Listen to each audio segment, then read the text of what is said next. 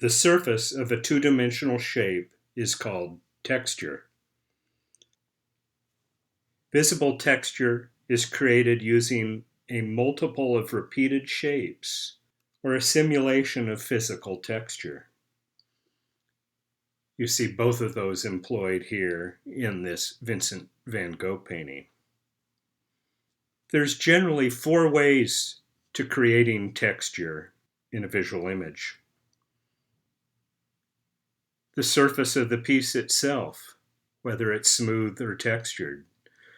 A smooth surface pronounces image over the surface of the paper or the substrate itself.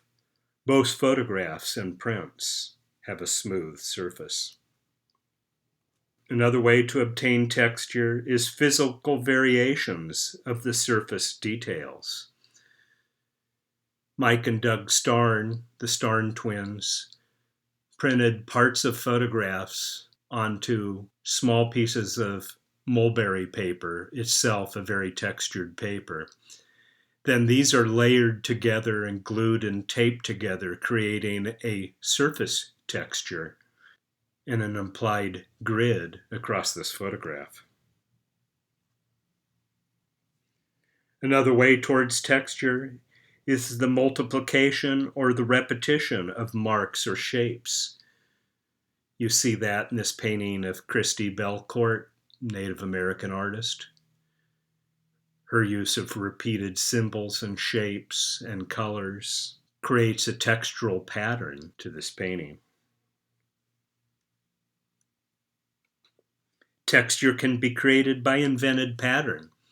Where you see this piece, it has a pattern implied on top of an image. So you have a multiplicity of information in the foreground and the background. It creates a textural pattern. Texture can seem tactile. Lucas Samaras plays with the idea of the surface here. This is a Polaroid photograph that he made in the 1970s when the SX70 Polaroid was first processed and came out of the camera. The emulsion was still soft, and you could push it around with your finger or the eraser on a pencil. Samaras would do that to portions of his image. You could see that he left his hand alone in this self-portrait, but moved the other parts of the emulsion to create a pattern and texture on the photograph. And it's almost as if he's touching the surface or breaking out from that surface with his hand.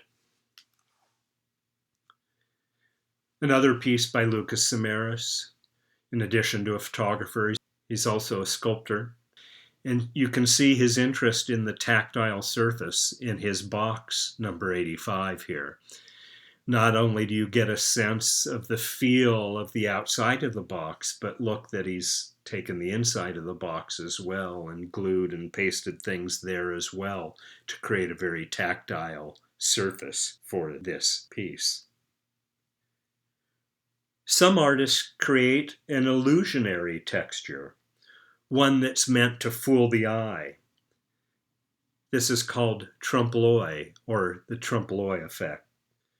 You probably recognize this image since most of us watch past it daily. John Pugh, who's one of our graduates, painted this Trump Loi image academy, and you can see it was on the old Taylor Hall.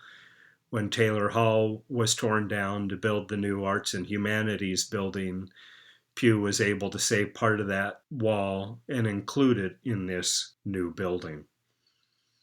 The Trump Loi effect and the illusion of space and the illusion of reality that creates suggest a peeling away of the architecture to reveal the academy inside. Every mark an artist makes can complement or detract from the whole composition. When texture is deliberate and controlled, your compositions will improve. You can see in Sue Koh's piece here, Koh is an activist in the vegetarian community.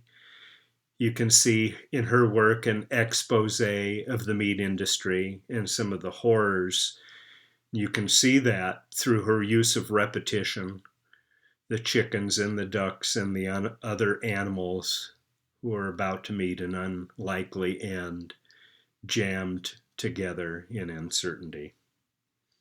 Her use of pattern here creates that sense of horror. Like line and shape, texture is one of the key building blocks for compositions and one of the basic elements of design.